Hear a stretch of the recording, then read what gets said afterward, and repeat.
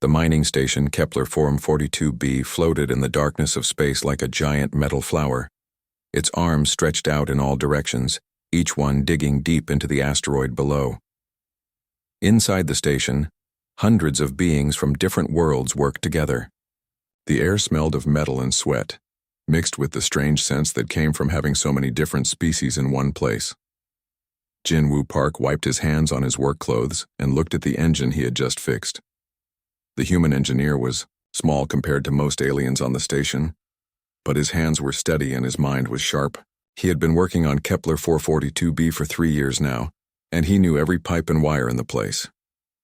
"Good work again, human," said a deep voice behind him. Jin-Woo turned around and smiled.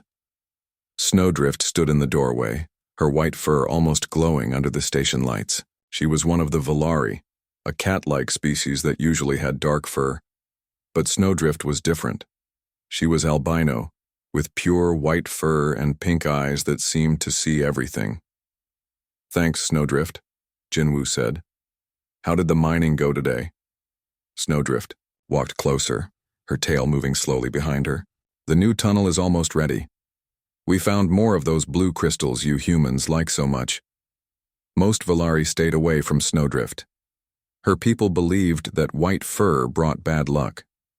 They whispered that she was cursed, that terrible things happened to anyone who got too close to her. But Jin-Woo had never believed in such things. When he first met Snowdrift 2 years ago, he saw only a skilled worker who was lonely because others feared her. "Want to grab some food?" Jin-Woo asked. "The kitchen is serving that fish soup you like." Snowdrift's ears moved up, which meant she was happy. "Yes, I would like that very much." They walked through the station corridors together. Other workers moved out of their way, but not because they were afraid of Jin-Woo. The human was well liked by most species on the station. They moved because of Snowdrift. Even aliens who had never met a Volari before seemed to sense that something was different about her. The station cafeteria was a large room with tables made for different body types. Tall tables for the spider-like, arachnics, low benches for the rock-eating granite folk, and normal chairs for species like humans and Volari. Jin-Woo got his usual meal of rice and vegetables while Snowdrift picked fish and some kind of purple fruit that smelled like flowers. They sat at their usual table in the corner. Jin-Woo had learned that Snowdrift liked to have her back to the wall so she could see everyone in the room. It was something she did without thinking, like she was always ready for trouble. "The Korthak ship arrived this morning," Snowdrift said quietly. Jin-Woo stopped eating. The Korthak were large, reptile-like aliens who controlled several sectors of space. They were known for being cruel and treating other species badly. "What do they want here?" "They say they are checking on trade routes," Snowdrift replied. "But I heard some of the workers talking. The Korthak have been visiting stations like this one for weeks, always asking questions about different species, always wanting to know who works where." Jin-Woo felt worried. The Korthak had treaties with Earth, but they were not friends. They saw humans as weak because humans tried to solve problems with words instead of violence. Maybe they are just doing normal business. Snowdrift's ears went flat against her head. "I do not think so. This morning, one of them stared at me for a long time. He was talking to his friends in their language. I could not understand the words, but his eyes." She shook her head. His eyes looked hungry. Before Jin-Woo could answer, the lights in the cafeteria began to flash red. The emergency signal echoed through the station. All conversation stopped. Everyone looked up at the speakers on the walls. A harsh voice spoke in the common galactic language. "Attention all station residents. This is Commander Thakor of the Korthak Dominion. By the authority given to me by the Galactic Trade Council, I am conducting a security inspection of this facility." Jin-Woo and Snowdrift looked at each other. Security inspections were normal, but something felt wrong about this one. "All workers will return to their quarters immediately," the voice continued. "Anyone found in the corridors without permission will be arrested. This inspection will take several hours. Do not leave your rooms until you are told it is safe." Around the cafeteria, aliens began to stand up and head for the exits. Most looked confused but not worried. Security inspections happened sometimes. It was part of life on a mining station. But Snowdrift did not move. Her pink eyes were wide with fear. Jinwoo, she whispered. I think they came here for me. What? Why would you think that? My people have stories, she said quietly. Stories about what happens to Valari who look like me. The Korthak believe that albino Valari have special powers. They think our white fur can bring them luck in battle, or that our blood can make them stronger. Jinwoo felt cold. Those are just stories, right? Snowdrift stood up slowly. I hope so. But I should go to my room now. If the Korthak are looking for me, maybe they will not find me there. They walked together toward the residential section of the station. The corridors were full of workers heading to their quarters. Everyone moved quickly, but calmly. No one seemed to think this was anything more than a routine check. Snowdrift's room was on level 7, in a section where most of the Valari lived. As they reached her door, she turned to Jinwoo. Thank you for being my friend, she said. If something happens to me, I want you to know that these 2 years have been the happiest of my life. Nothing is going to happen to you, Jinwoo said firmly, and we are going to be friends for many more years. Snowdrift smiled, showing her sharp white teeth. I hope you are right. She went into her room and closed the door. Jinwoo walked to his own quarters on level 5. He tried to tell himself that everything would be fine. The Korthak would do their inspection and leave. Snowdrift would be safe in her room. By tomorrow they would be laughing about how worried they had been. But deep in his heart he knew something terrible was about to happen. 2 hours later, Jinwoo was reading a book on his datapad when he heard the screaming. It came from somewhere above him, from the direction of level 7. The sound was high and full of pain, like an animal caught in a trap. Jinwoo ran to his door and pressed his ear against it. He could hear heavy footsteps in the corridor outside, and voices speaking in the harsh Korthak language. Then he heard something that made his blood turn to ice. It was Snowdrift's voice calling his name. Jinwoo pressed his back against the door and listened. The screaming had stopped, but he could still hear heavy footsteps moving through the corridors above. His hands were shaking. He knew that voice. It was Snowdrift, and she was in trouble. He grabbed his work tools and his communication device. He had to do something, but he needed help. Jinwoo pressed the emergency button on his communicator and waited. Jinwoo, what is wrong?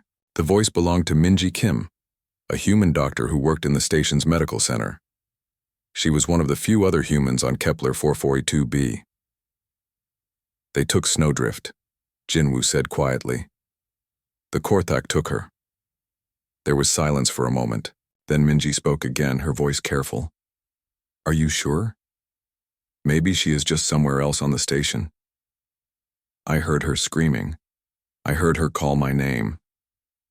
Jinwoo opened his door slowly and looked out into the corridor. It was empty, but he could smell something burning. Minji, I need to help her. Jinwoo, listen to me. You cannot fight the Korthak. They are twice your size and they have weapons. If you try to help Snowdrift, they will hurt you too.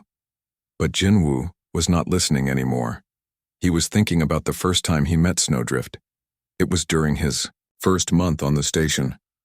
There had been an accident in the power core, and radiation was leaking into the lower levels. Everyone had been told to evacuate, but Jinwoo had stayed behind to try to fix the problem. The radiation would have killed him in minutes, but Snowdrift had come back for him. She had worn a protective suit and carried him to safety, even though helping him put her own life in danger. When he asked her why she risked herself for a human she barely knew, she had said, "Because you were alone and no one should die alone." Jinwoo, are you still there? Minji's voice brought him back to the present. She saved my life once. He said, when the power core leaked 2 years ago. Everyone else ran, but she came back for me. I remember that day. But Jinwoo, this is different. The Korthak have treaties with Earth. If you attack them, it could start a war between our species. Jinwoo walked quickly toward the maintenance tunnels that ran through the station. He knew these tunnels better than anyone. Then maybe it is time for a war. What did you say? The Korthak have been testing us for months, Jinwoo said as he climbed into a service tunnel. They want to see how much they can hurt our friends before we fight back. They think humans are weak, because we try to talk instead of fight. Maybe they need to learn that they are wrong. Jinwoo moved through the tunnels toward the station's communication center. If he was going to save Snowdrift, he needed to know where the Korthak had taken her. He also needed to contact Earth. "Minji, I need you to do something for me," he said into his communicator. "I am not going to help you get yourself killed. I need you to contact Captain Do-Hyun Lee. His ship, the Soul's Pride, is in this sector.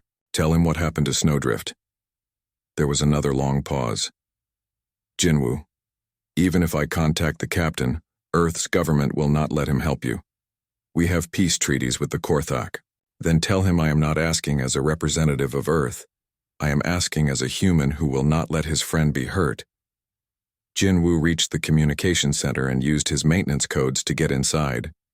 The room was full of screens and control panels that connected the mining station to the rest of the galaxy. He sat down at one of the terminals and began to work. First, he hacked into the station's security system. The cameras showed him what he feared. In the central marketplace of the station, the Korthak had built something that looked like a cage, made of energy. Inside the cage, Snowdrift hung from chains that glowed with heat. Her white fur was burned in several places, and she was barely conscious. Around the cage, dozens of aliens watched in fear. Workers from many different species stood in a circle, but none of them moved to help. They were too afraid of the Korthak soldiers who stood guard with their weapons ready. Commander Thakor, a large reptile with dark green scales, stood on a platform above the crowd. He was speaking in the common galactic language, but his words were full of hate. "Look at this cursed creature," Thakor said, pointing at Snowdrift. "The Valari believe that white fur brings bad luck. Today we will prove they are right. This beast will die slowly, and her death will be a lesson to all who watch." Jinwoo felt anger growing in his chest like a fire. He switched to another camera and saw more Korthak soldiers moving through the station. They were going door to door looking for more Valari to capture. "They are not just here for Snowdrift," he said to himself. "They want all the Valari on the station."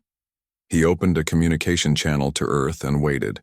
After a few seconds, a familiar face appeared on the screen. Captain Do-Hyun Lee was a man in his 50s with gray hair and kind eyes. He commanded one of Earth's diplomatic ships, and he had always been friendly to the humans working on mining stations. "Jinwoo, what is the emergency?" the captain asked.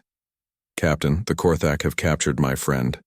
They are torturing her in front of the whole station. They say they are going to kill her." Captain Lee's face became serious.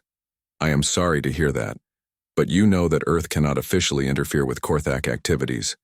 We have treaties that prevent us from acting in situations like this." "I know about the treaties," Jinwoo said. "But I also know that those treaties were made to protect humans.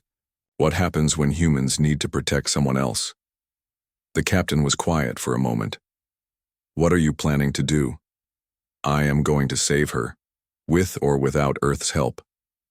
"Jinwoo, that is very dangerous. The Korthak are not known for showing mercy to those who interfere with their plans. Then they should not have hurt my friend." Captain Lee looked at something off-screen, then back at Jinwoo. "I cannot officially help you, but I also cannot stop you from doing what you think is right. The Soul's Pride will remain in this sector for the next few hours. If anything interesting happens, we will be watching." Jinwoo understood. The captain could not help him directly, but he would not abandon him either. "Thank you, Captain." "Be careful, Jinwoo, and remember that sometimes the best way to help a friend is to stay alive yourself." The screen went dark. Jinwoo sat alone in the communication center, looking at the images of Snowdrift hanging in chains. He could see her white fur moving slightly with each breath. She was still alive, but he did not know for how long. Jinwoo stood up and walked to the door. He had work to do. Jinwoo moved through the maintenance tunnels like a ghost. He knew every pipe and wire in the station, and he used that knowledge now to stay hidden from the Korthak guards. His engineering tools felt heavy in his hands, but they were all he had. As he crawled through a narrow tunnel above the residential section, his communicator buzzed quietly. It was Sunho Choi.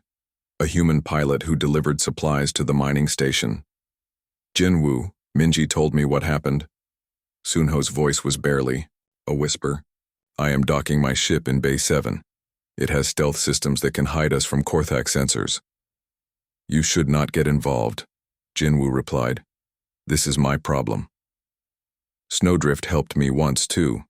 When my ship was damaged by space pirates last year, she worked for 12 hours straight to fix my engines. She did not ask for payment. She said that friends help friends.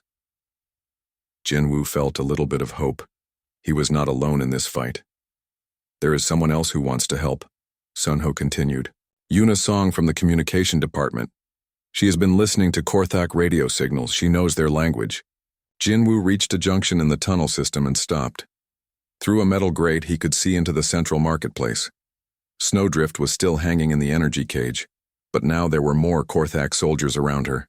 They had captured 3 more Valari, and were forcing them to watch Snowdrift suffer. Commander Thakor was still making speeches to the crowd. Let this be a lesson to all species, he said. The Korthak Dominion is strong. We take what we want and we destroy what we do not need. Your human friends cannot help you. They are weak creatures who hide behind words and treaties. Several aliens in the crowd looked uncomfortable, but none of them spoke. The Korthak had weapons and everyone knew they would use them. Jinwoo opened a 3-way communication channel with Sunho and Yuna. What have you learned from their radio signals? He asked Yuna. They are not just here for the Valari, Yuna replied. Her voice was tight with anger. They have been testing human responses for months. This whole thing is designed to see what we will do when they hurt our friends. What do you mean? Commander Thakor has orders from the Korthak High Command. They want to know if humans will fight to protect other species. If we do nothing, they plan to start capturing humans from other stations. If we fight back, they want to see how strong we really are. Jinwoo felt his anger growing stronger. So this is all a test? Yes. And they think they already know the answer. In their communications, they keep saying that humans are too soft to fight for anyone except themselves. Sunho's voice came through, the communicator. Then let us show them how wrong they are. Jinwoo began to move through the tunnels again, heading toward the power control center. Yuna, can you keep monitoring their communications? I need to know what they are planning. Already doing it. Jinwoo, they are planning to execute Snowdrift in 2 hours. They want to broadcast it to other stations as a warning. That gives us time to prepare. Jinwoo reached the power control center and used his codes to get inside. The room was full of computers that controlled every system on the station. Life support, artificial gravity, communication networks, and security systems. All ran from this room. He sat down at the main control terminal and began to work. His fingers moved quickly over the keyboard as he wrote a computer program that would give him control of the entire station. What are you doing? Sunho asked through the communicator. The Korthak think they control this station because they have weapons, Jinwoo replied. But I built most of these systems. They work for me, not for them. As he worked, Yuna's voice came through the communicator with updates on Korthak communications. They are getting impatient, she said. Some of the soldiers want to start the execution early, but Commander Thakor wants to wait for more ships to arrive. He has called for reinforcements from the nearest Korthak base. How many ships? Jinwoo asked. 3 battlecruisers. They will be here in 4 hours. Sunho made a worried sound. That is a lot of firepower. Then we need to finish this before they arrive, Jinwoo said. He completed his program and uploaded it to the station's main computer. Now he had control of every system on Kepler 442b. With a few keystrokes, he could turn off the lights, stop the air circulation, or open all the doors at once. But he needed more than just control of the station. He needed a way to fight the Korthak without getting killed in the process. Sunho, what kind of weapons does your ship have? Standard defensive systems, nothing that could fight a Korthak battlecruiser. Jinwoo thought for a moment, then he smiled. What about mining charges? What? This is a mining station. We have explosives for breaking up asteroids, lots of explosives. That could work, Sunho said slowly. But how do we get close enough to use them? Leave that to me. Jinwoo stood up and walked to the door. Through the security cameras, he could see that the Korthak had brought even more aliens to watch Snowdrift's torture. Workers from every species on the station stood in the marketplace, forced to watch their friends suffer. But Jinwoo also noticed something else. The aliens were not just afraid. Some of them looked angry. A few were whispering to each other when the guards were not looking. The Korthak had made a mistake by forcing everyone to watch. Instead of scaring the other species, they had made them angry. Yuna, are you still monitoring their communications? Yes. What do you need? I want you to listen for something specific. When I start my attack, the Korthak will panic. They will start giving orders very quickly. I need you to translate everything they say so I know what they are planning. I can do that. Sunho, get your ship ready. In 30 minutes, I am going to create a distraction. When I do, I need you to be ready to move fast. What kind of distraction? Jinwoo looked at the control screens around him. He had power over the entire station, and he was about to use it. The kind that shows the Korthak that humans are not as weak as they think. He walked back to the control terminal and placed his hands on the keyboard. In a few minutes, he would begin the most dangerous thing he had ever done. But he was not afraid anymore. Snowdrift had risked her life to save him once. Now it was his turn to save her. Snowdrift, he whispered to himself. Hold on a little longer. Help is coming. Jinwoo walked slowly through the corridors toward the central marketplace. He carried no weapons, only his engineering tools and his communicator. Behind him, the power control center was locked down with security codes that only he knew. Jinwoo, are you sure about this? Minji's voice came through his communicator. She had joined the communication channel and was monitoring everything from the medical center. I have never been more sure of anything in my life, he replied.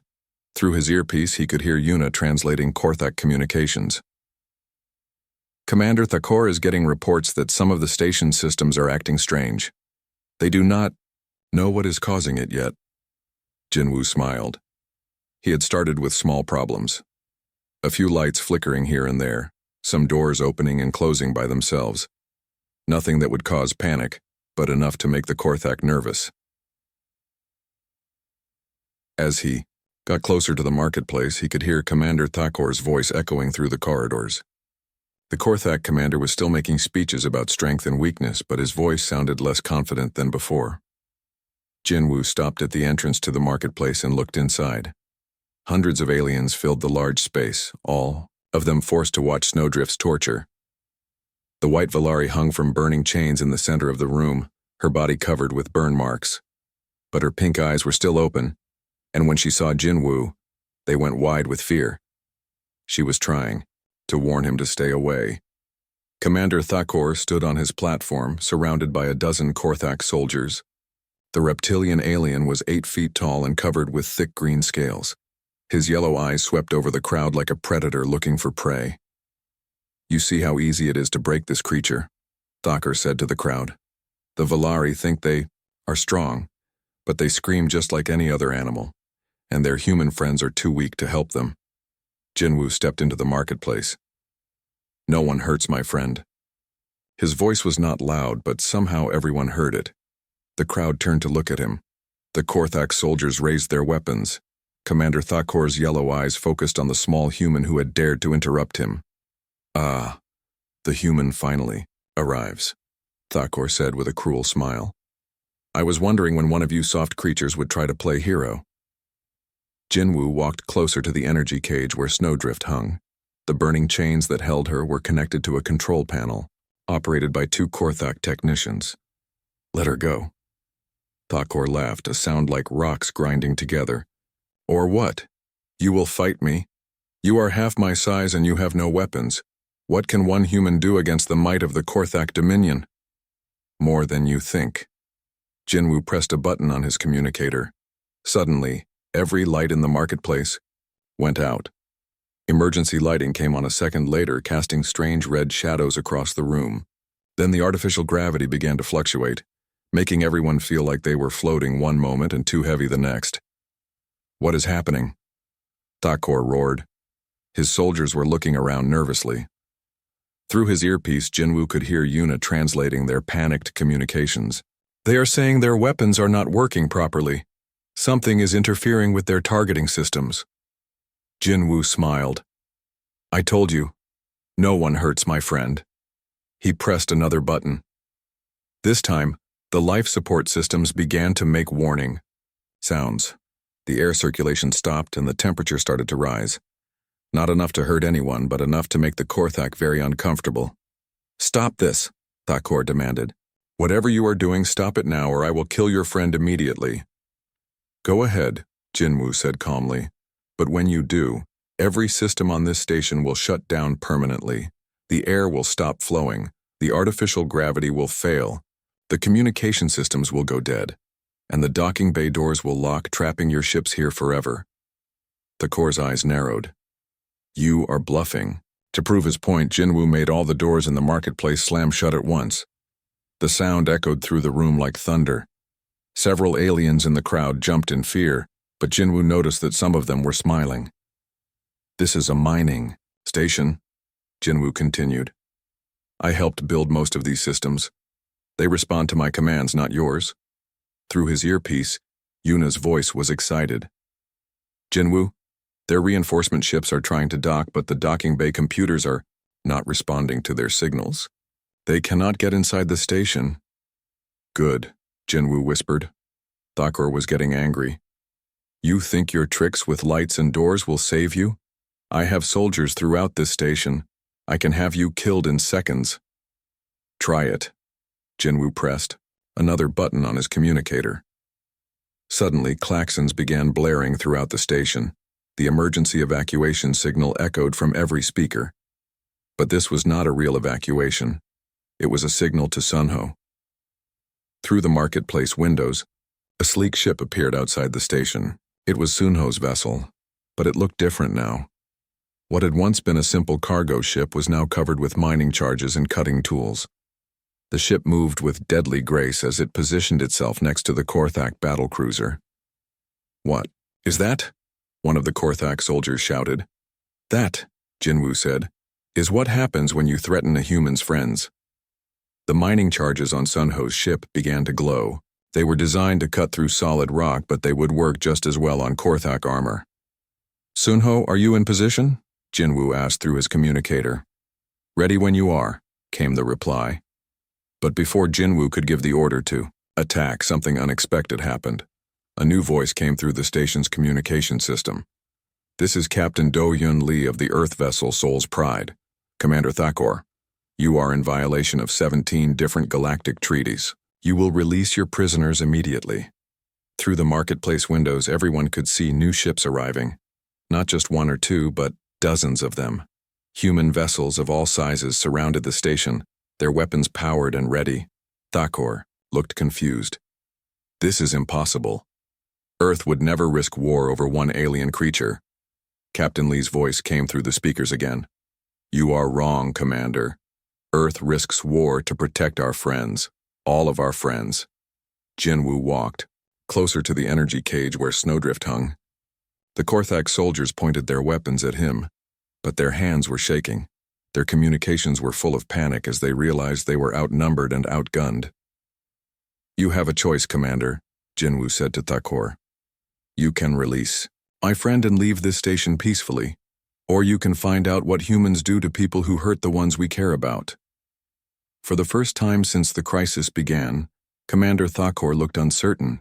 His yellow eyes moved from Jinwoo to the windows where human ships waited in space, then to the crowd of aliens who were no longer looking afraid. They were looking angry.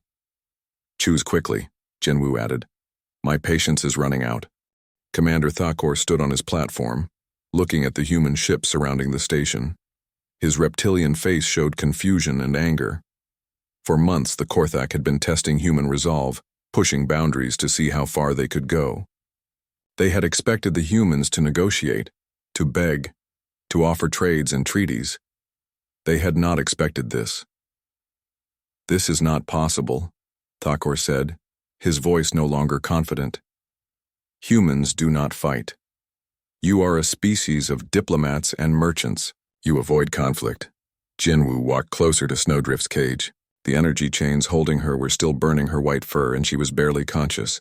but her pink eyes followed his movement, and he could see hope returning to them. "You are right," Jinwoo said calmly. "Humans prefer to talk rather than fight. We try to solve problems with words instead of weapons, but you made one big mistake." "What mistake?" "You hurt our friend." Jinwoo pressed a final button on his communicator. The energy cage around Snowdrift powered down instantly, and the burning chains released her. She fell to the floor, but Minji was already there with a medical kit, having appeared from one of the service tunnels. The Korthak soldiers raised their weapons, but their targeting systems were still malfunctioning because of Jinwoo's interference. Red warning lights flashed on their guns, and they could not get a clear lock on any target. Through the station speakers, Captain Lee's voice addressed everyone in the marketplace. "Citizens of Kepler 442b, this is Captain Do-hyun Lee. Earth has been watching the situation on your station. We apologize for not acting sooner." As Minji treated Snowdrift's burns, Jinwoo looked up at Commander Thakur.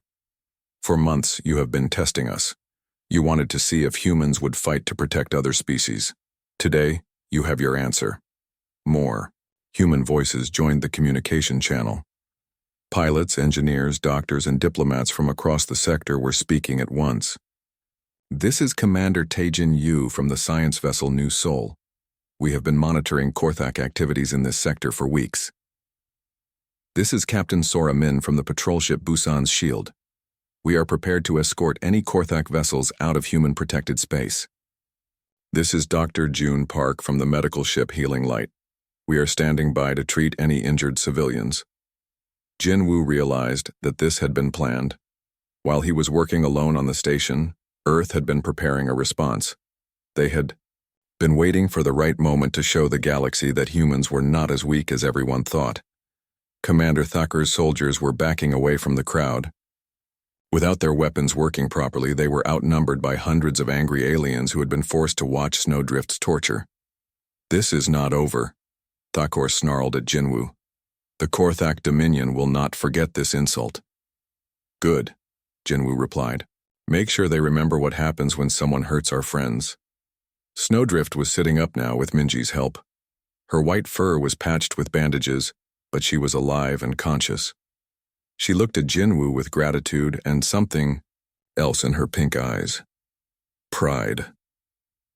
Captain Lee's voice came through the speakers again, but this time he was addressing the entire galaxy. "To all species listening to this broadcast, Earth makes the following declaration. From this day forward, any being who shows friendship to humanity will be protected by the full strength of human civilization." Jinwoo helped Snowdrift to her feet. Around them, the crowd of aliens was no longer silent. They were talking excitedly, some of them pointing at the human ships outside the windows. "We call this the Terran Protection Accord," Captain Lee continued. "Attack a friend of humanity, and you attack all of humanity. Threaten those we care about, and you will face the consequences." Through the marketplace windows, everyone could see the Korthak ships trying to retreat, but they were surrounded by human vessels that moved with precision and coordination. It was clear that Earth's military was much more advanced than anyone had realized. "For too long we have hidden our true capabilities," Captain Lee said. "We preferred peace and diplomacy because we believed it was the right path. But we have learned that some species only understand strength. Today we show our strength not to conquer, but to protect." Commander Thakur was backing toward the exit, his soldiers following him. But before he could leave, Jinwoo called out to him. "Commander." The reptilian alien turned around, his yellow eyes full of hate. "Tell your leaders something for me," Jinwoo said. "Tell them that humanity remembers its friends, and we never forget our enemies." Thakur left without another word, his soldiers hurrying after him. Through the station's security cameras, Jinwoo watched as the Korthak boarded their ships and departed. The human fleet escorted them to the edge of the system, making sure they left completely. As the immediate danger passed, aliens throughout the marketplace began approaching Jinwoo and Snowdrift. Species that had never talked to humans before were offering their thanks and their friendship. Unisong appeared from the communication center, her face bright with excitement. "Jinwoo, You should hear the messages that are coming in from across the galaxy. Dozens of species are asking to establish formal friendship treaties with Earth. Sunho docked his modified ship and joined them in the marketplace. The Korthak fleet is retreating to their home territory, he reported. Captain Lee says they will not be coming back to this sector anytime soon. But the most important moment came when Snowdrift stood up on her own and walked over to Jinwoo. Her white fur was still patched with medical bandages, but her pink eyes were clear and strong. "Thank you," she said simply. "You saved my life once," Jinwoo replied. "I was just returning the favor." "No. It was more than that." Snowdrift looked around at the crowd of aliens who were now talking excitedly about the human protection offer. "You did not just save me. You saved the idea that different species can be friends. You showed everyone that friendship is worth fighting for." 3 months later, Jinwoo and Snowdrift worked together on a new type of space station. This one was not just for mining. It was a meeting place where different species could come together, learn from each other, and build friendships. The station was protected by human ships, but it was built by workers from many worlds. Valari engineers worked alongside human technicians. Arachnix programmers shared code with Earth computers. Granite folk miners taught humans new ways to extract resources safely. The phrase, "No one hurts my friend," had become famous throughout the galaxy. It was printed on human ships, spoken in diplomatic meetings, and whispered by oppressed species who hoped for rescue. But for Jinwoo, the most important thing was much simpler. When he walked through the corridors of the new station, he was not alone. Snowdrift walked beside him, her white fur healthy and bright, her pink eyes alert and happy. She was no longer seen as cursed or unlucky. Other Valari had come to the station, and they treated her with respect and admiration. The galaxy had learned that being different was not a weakness, it was a strength. And humanity had learned something too. They had discovered that their greatest power was not their technology or their weapons. Their greatest power was their willingness to stand up for their friends, no matter how small or different those friends might be. The age of human weakness was over. The age of human protection had begun, and it all started with one simple statement: "No one hurts my friend."